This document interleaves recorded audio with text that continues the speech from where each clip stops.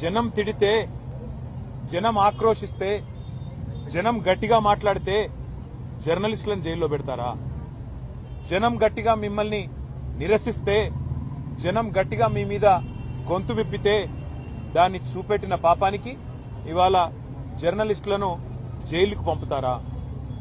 ఒకరు ఇద్దరు కాదు, ఇప్పటికీ రేవంత్ రెడ్డి గారి ప్రభుత్వం వచ్చిన తర్వాత ఈ రాష్ట్రంలో ఒకరిద్దరు కాదు, సిద్దిరెడ్డి శ్రీనివాసరెడ్డి, గౌతమ్ పోతగోని, ఆకుల శ్రీనివాసరెడ్డి, శంకర్ గౌడ్, యారా రంజిత్ రెడ్డి, రాజ్ కుమార్ నాయక్, సరితా యాదవ్, విజయారెడ్డి, రేవతి, తన్వి యాదవ్, శివారెడ్డి. అయితే వీళ్ల మీద దాడులన్నా జరిగినాయి, లేదా వీళ్ళందరినీ కూడా జైలుకి పంపించారు.